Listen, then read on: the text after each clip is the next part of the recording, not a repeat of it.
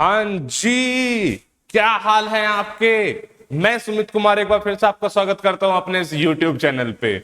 बच्चा लगातार पूछ रहा है कि सर मुझे सीडीएस की तैयारी करनी है, तो एक फुल प्रूफ मुझे स्ट्रेटेजी दे दो कि how to prepare for CDS 1 2023 या फिर सीडीएस 2 2023। तो आज की इस वीडियो को अगर आप ध्यान से देखेंगे तो you will get a lot, जिसमें आप अपनी प्रिपरेशन को अपने अकॉर्डिंग मोल्ड कर सकते हैं।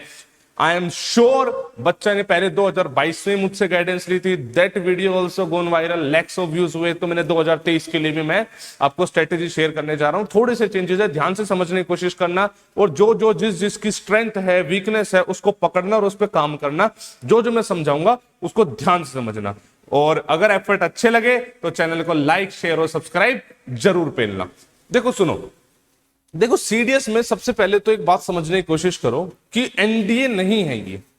एनडीए जो बच्चा करके आ रहा है मोस्टली वो बच्चा सीडीएस की तैयारी कर रहा है। बहुत बच्चा ऐसा भी है जो सीधा सीडीएस की तैयारी कर रहा है, लेकिन you have to note the differences कि दोनों में स्कोर करने की अप्रोच अलग अलग रहती है। सीडीएस एक एग्जामिनेशन है जिसकी जितनी भी वैकेंसी निकलती है मोस्टली फिल नहीं होती है, because they are not getting the enough candidates both in return and overseas. जब रिटर्न ज्यादा करेंगे लोग क्लियर, तभी तो एसएसबी में वो चीज होगी।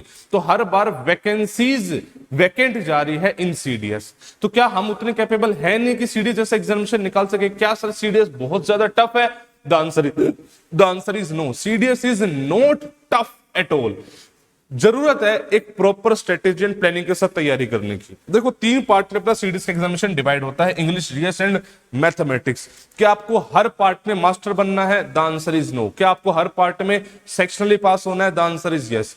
तो सेक्शनली पास होना और मास्टर बनना दो अलग अलग चीजें हैं। आपको अपनी अप्रोच इस हिसाब से मोल्ड करनी है कि आप सेक्शनली हर सब्जेक्ट में पास हो सके एंड आप किसी एक सेक्शन में मास्टरी कर सके। बिकॉज सिर्फ सेक्शनल कट ऑफ निकाल के आप सीडीएस की एग्जामिनेशन क्लियर नहीं कर सकते। लेकिन किसी की इंग्लिश अच्छी, किसी की मैथ अच्छी, किसी की जीएस अच्छी, तो जी अपना एक सेक्शन चुनो जिसको आप मास्टर करोगे। एंड नोट नेसेसरली एक ही सेक्शन हो सकता है 2 सब्जेक्ट्स को आप आधा आधा मास्टर कर लो। But my point is very clear कि आप 2 तरीके से पढ़ो, एक सेक्शनल कट ऑफ निकालने के लिए पढ़ो किसी सब्जेक्ट में, किसी सब्जेक्ट में स्कोर करने के लिए पढ़ो।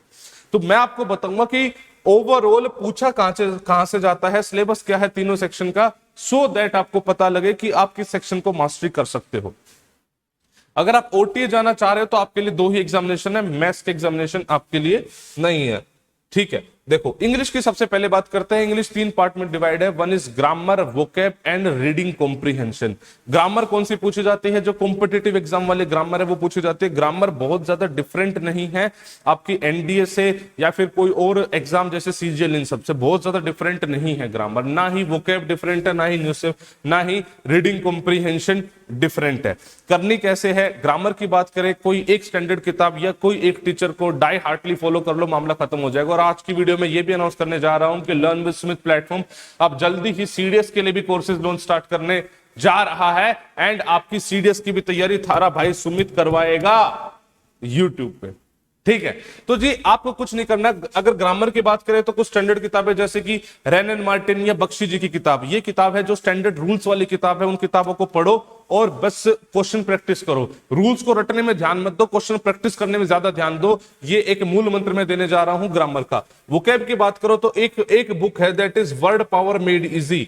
ये इस किताब ने, मैं बता रहा हूं, पता नहीं कितने लोगों की जिंदगी बदली है, मेरी बदली है। तो word power made easy is the book जो आपको ग्रामर वोकैब वोकैब में काम आएगी। एंड वोकैब सिर्फ यहां से नहीं, वोकैब आप न्यूज़पेपर से भी कर सकते हो। तो start reading newspaper for English as well. इससे आपकी वोकैब इंप्रूव होगी, इससे आपकी रीडिंग कॉम्प्रिहेंशन इंप्रूव होगी। अगर आप इस एक्सरसाइज को न्यूज़पेपर पढ़ना स्टार्ट करते हो, रोज का आधा घंटा भी इन दोनों चीजों को देते हो एंड इस प्रोसेस को आप 6 महीने तक कर लेते हो, मुझे नहीं लगता कि आपके 80% क्वेश्चंस कहीं जा रहे हैं। इंग्लिश इज स्कोरिंग, लेकिन एक टाइम देना पड़ेगा, because English is a language एक दिन में इंप्रूव नहीं हो सकती। इंग्लिश का कोई ऐसे डिफाइन सिलेबस नहीं है कि आज ये चैप्टर पढ़ लिया तो अब इससे सारे क्वेश्चन हो जाएंगे, ऐसा इंग्लिश में नहीं होता।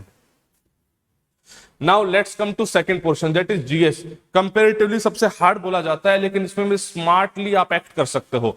5 सब्जेक्ट मैंने जीएस पे डिवाइड कर दिया, that is polity, history, geography, economics and current affairs. सबसे ऊपर पॉलिटी रखा है मैंने और डबल टिक भी लगाया। क्यों लगाया है? पॉलिटिक ऐसा सब्जेक्ट है सीडीएस में जहां से क्वेश्चन पूछे ही जाते हैं, और आप चाहे किसी भी टीचर से पढ़ लो, कोई भी किताब पढ़ लो, आई एम वेरी श्योर 20 में से 15 क्वेश्चन तो आप डेफिनेटली कर आएंगे ही आएंगे, because polity again is limited. भाई देखो, हिस्ट्री बात करेंगे, हिस्ट्री की लिमिट नहीं डिफाइन कर पाओगे, लेकिन पॉलिटी की लिमिट डिफाइन कर लोगे। तो मुझे लगता है कि जीएस अगर किसी को सेक्शनल कट ऑफ भी क्लियर करनी है तो एटलीस्ट उसको पॉलिटी तो पढ़नी चाहिए, बिकॉज लिमिटेड सब्जेक्ट है, उससे बहुत कुछ आपको सीखने को मिल जाएगा। गोट इट कैसे पढ़ सकते हो? लक्ष्मीकांत से पढ़ सकते हो, किसी स्टैंडर्ड बासु जी वाली किताब से पढ़ सकते हो, किसी टीचर को फॉलो कर सकते हो, जैसे आप करना चाहे। हिस्ट्री की बात करें, हिस्ट्री में क्वेश्चन कहां से पूछे जाते हैं? सर एनसीईआरटी स्पेसिफिक होते हैं। तो क्या मैं एनसीईआरटी पढ़ ले? The answer is no, because NCERT पढ़ नहीं पाओगे इतनी हेफाजत मैनर में। सर तरीका क्या है? हिस्ट्री आपको पढ़नी है 11th-12th की एनसीईआरटी आइडियली, लेकिन पहले हिस्ट्री को समझना है। तो पहले किसी टीचर का आप कोर्स देखिए, आप जनरल पूरा हिस्ट्री का पैटर्न समझिए और उसके बाद एनसीईआरटी पढ़िए। बिना एनसीईआरटी पढ़े क्लास 11th-12th की जो नई वाली एनसीईआरटी है उसके बिना हिस्ट्री क्लियर आज के टाइम पे सीडीएस की तो नहीं होगी, एंड दैट टू आपको थोड़ा सा डेप्थ में पढ़ना पड़ेगा। ठीक है, now come to geography. Geography पूछे तो कहां से पढ़ना है? सर आइडियली तो 11th एंड 12th की एनसीईआरटी पढ़नी है, इसके अलावा कुछ भी नहीं पढ़ना है, सिर्फ और सिर्फ 11th-12th क्लास की एनसीईआरटी। जो अब उसमें जो टॉपिक समझ में ना आए उसके लिए कोई रेफरेंस बुक रेफर कर सकते हो, कोई वीडियो रेफर कर सकते हो।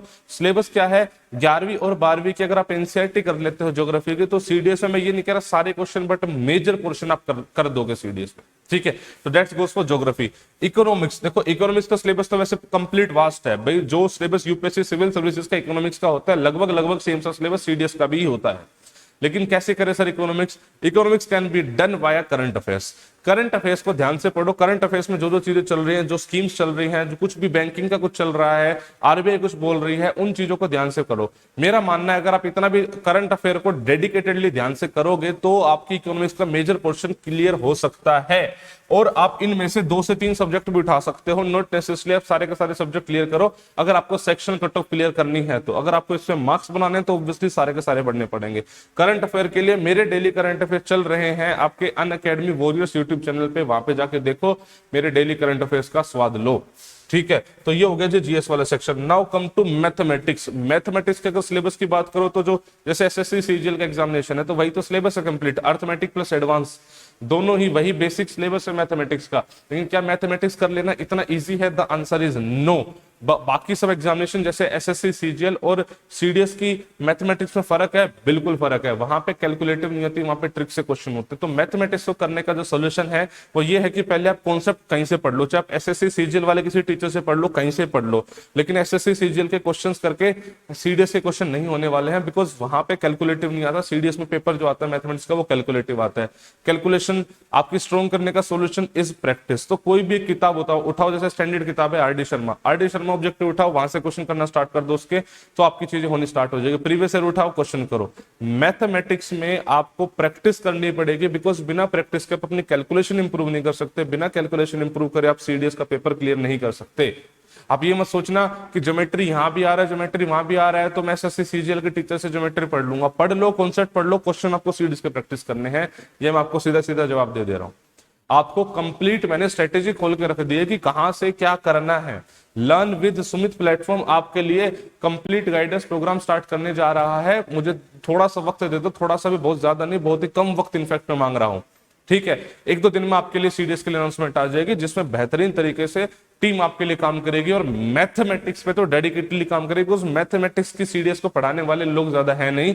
तारा भाई सुमित जिम्मेदारी लेगा कि इस प्लेटफॉर्म पे आपको सीडीएस की मैथमेटिक्स पढ़ाएंगे और जबरदस्त तरीके से पढ़ाएंगे और बाकी सब्जेक्ट्स भी अच्छे से आपको कवर कराएंगे। ठीक है, लेकिन द पॉइंट इज सबसे पहले मूड बनाओ और मूड स्ट्रॉन्ग बनाओ। करनी है, कैसे करनी है बता दूंगा। आपने सब कुछ देख लिया कि कैसे होगा, अब सब देख के अपनी एक स्ट्रेटेजी खुद प्लान करो। अगर वीडियो हेल्पफुल लगे तो जरूर आप लाइक शेयर सब्सक्राइब करना, और कमेंट में थैंक यू अगर आप लिखोगे मेरी स्ट्रेटेजीज के लिए, तो that would be so grateful to me. Thank you so much बच्चों। जय हिंद, जय भारत।